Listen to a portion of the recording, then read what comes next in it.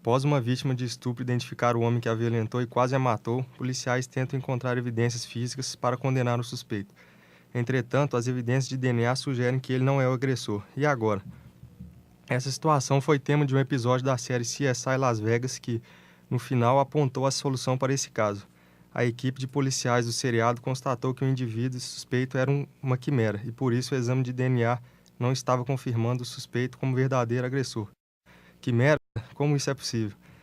Desde que os biólogos James Watson e Francis Crick descobriram a estrutura do DNA em 1953, os cientistas supunham que todas as células do corpo de um indivíduo saudável possuíam o mesmo genoma, uma cópia exata da receita original, presente no embrião.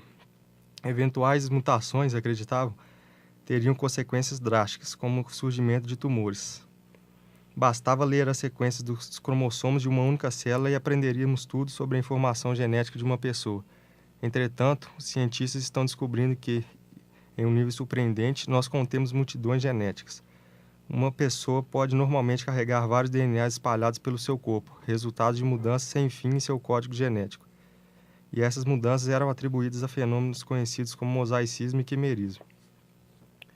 Mosaicismo é quando o indivíduo possui células com DNAs diferentes, mas que descendem do mesmo zigoto, podendo surgir a partir de mutações que as células sofrem conforme o corpo se desenvolve. No mosaicismo, as diferenças genéticas entre as células costumam ser muito pequenas, atingindo poucos pares de bases em meio aos bilhões que existem no DNA. Um bom exemplo é a inativação de um dos cromossomos X nas células do gênero feminino. Sabe-se que as mulheres possuem 2 cromossomos X, enquanto que os homens apenas um. Deste modo, teoricamente, elas teriam uma expressão gênica 2 vezes superior à dos homens. Para que isso não ocorra, a inativação de um cromossomo X existente no indivíduo XX no início da vida embrionária, compensando a dosagem entre homens e mulheres em relação aos genes. Como assim?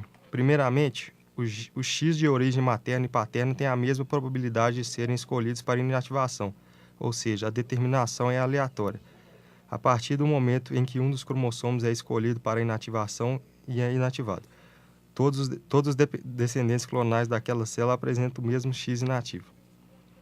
Uma das consequências desse processo é a ocorrência de mosaicismo somático em mulheres, já que essas possuem 2 populações celulares distintas em relação ao cromossomo X.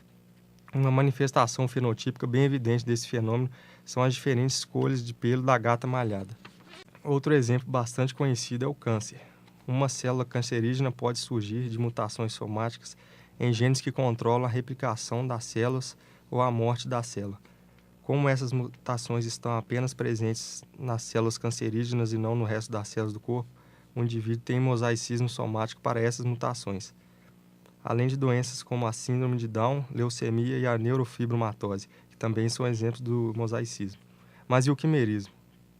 O quimerismo é um termo utilizado na biologia para se referir a indivíduos que apresentam células geneticamente diferentes, devido à fusão de células de 2 ou mais embriões. Em outras palavras, é quando 2 ou mais gêmeos se fundem, formando um indivíduo apenas composto por células com DNAs diferentes.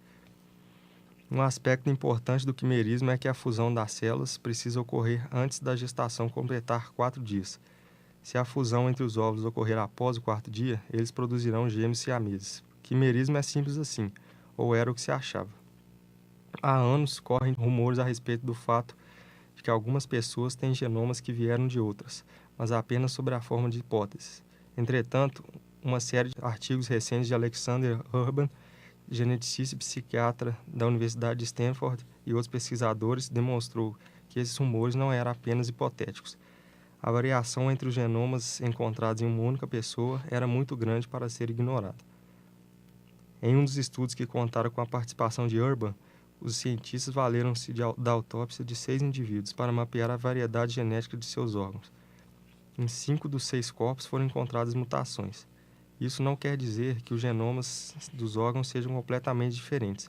Em um dos casos, por exemplo, foram encontradas alterações em 5 pares de bases que compõem o DNA dos rins e do fígado. Perto dos 3 bilhões de pares que compõem todo o genoma, é muito pouco. Em 1953, uma britânica doou sangue que era tipo O e tipo A, e os cientistas concluíram que ela havia adquirido parte do sangue de seu irmão gêmeo no útero, incluindo o genoma de suas células sanguíneas. O quimerismo, como ficou conhecido esse tipo de condição, foi considerado uma raridade durante muitos anos, mas talvez seja mais comum do que pensávamos. Dito isso, temos que o quimerismo, como havíamos conceituado anteriormente, não é mais uma condição exclusiva resultante da fusão de zigotos que originariam gêmeos. Agora, de acordo com estudos muito recentes, entende-se que, por quimeras, as pessoas que apresentam em seu organismo células com cargas genéticas distintas, mas não necessariamente como resultado dos zigotos que se fundirem em um único feto com carga genética diferente. Somente se conheciam na humanidade, até então, 40 pessoas em condição de quimeras. O artigo DNA Double Take vem revelar como a ciência está a passos rápidos, demolindo a ideia do genoma único e exclusivo, ao extremo de embaraçar a plena identificação genética das pessoas com repercussões severas nas relações parentais e nas pesquisas criminais forenses. O articulista revela que não é mais incomum uma multiplicidade de genomas na mesma pessoa, a ponto de permitir que uma mãe biológica de 3 filhos tivesse sua maternidade genética questionada em relação a 2 deles, quando o material genético colhido se mostrou incompatível com o genoma desses, por se desconsiderar na hipótese ser ela portadora de DNA composto. Cientistas constataram, então, que a duplicidade de genomas da mulher implicou que parte de seus ovos possuía uma determinada carga genética, enquanto outra parte apresentava carga genética distinta, e, no rigor dos berços genéticos, ela era mãe dos seus 3 filhos. Mulheres quimeras são assim. Há mais de um genoma nelas. Nessa mãe, um originou o sangue e alguns óvulos. Outros óvulos continham um genoma separado. Mas não é só. A mãe geratriz pode absorver, inclusive, a carga genética dos próprios filhos que teve. A pediatra Linda Randolph, em artigo publicado no The American Journal of Medical Genetics, em julho de 2013, sinaliza que os neonatos, os fetos que nascem, deixam suas células fetais no corpo de suas mães, podendo ganhar estas os genomas de seus filhos. Os genomas migram para diferentes órgãos e são absorvidos nos respectivos tecidos.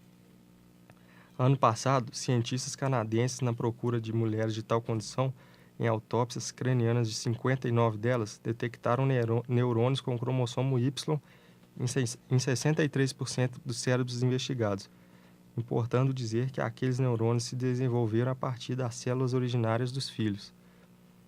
No ano passado, por exemplo, os cientistas forenses do estado de Washington descreveram como uma amostra de saliva e uma de esperma do mesmo suspeito em um caso de agressão sexual não coincidiu.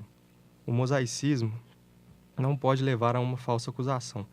É impossível que alguém vá preso porque uma mutação em seu DNA o torna parecido com um de um criminoso. O DNA é grande demais para isso. Mas é possível, embora muito improvável, que um criminoso não seja encontrado porque as marcas que deixou não correspondem ao DNA do resto do seu corpo. O mesmo tipo de problema pode ser apontado em outros testes genéticos, como os que examinam a paternidade. Para resolver esse impasse, bastariam algumas mudanças nos testes. Esses exames não costumam cobrir todo o genoma do indivíduo, mas alguns marcadores específicos que se encontram ao longo do DNA. Se os pesquisadores descobrirem os trechos mais suscetíveis às mutações, ou os testes passarem a analisar um número maior de marcadores, os erros tendem a ser evitados. São mudanças pequenas que não exigem o abandono dos exames. Essa é uma área muito nova de pesquisa, mas por enquanto, nada do que se descobriu justifica grandes preocupações. Os transplantes de medula óssea também podem confundir os cientistas forenses. Embora o risco de confusão seja real, segundo especialistas, é possível gerenciá-lo. Cientistas também estão encontrando relações de vários genomas com certas doenças raras e começando a investigar variações genéticas para lançar luz sobre enfermidades mais comuns. Para os consultores genéticos, os nossos multigenomas representam mais desafios graves. Um teste de DNA que utiliza hemácias pode não registrar mutações causadoras de doença nas células de outros órgãos. Com os avanços na área, os cientistas estão começando a entender que tipos de mutações são as mais perigosas. Uma pesquisa publicada no último mês de outubro na revista Science, por exemplo, comparou as variações genéticas encontradas naturalmente no genoma humano com aquelas que aparecem nos tumores. Como resultado, cientistas mapearam as regiões do DNA que são mais vulneráveis a alterações malignas, que podem dar início ao câncer. Essas regiões são classificadas como sensíveis ou ultrassensíveis, pois estão mais suscetíveis a esse tipo de mutação. Embora seja um campo de estudo relativamente novo, os estudos mais robustos não possuem mais do que 3 anos. Isso pode mudar conforme os cientistas forem desenvolvendo formas mais poderosas de investigar nossos diferentes genomas e aprendendo mais acerca de como elas se conectam com as doenças. Não vai ser de uma hora para outra que a sociedade irá aceitar que as pessoas possuem vários genomas e que esse é um fato comum. Vai levar algum tempo.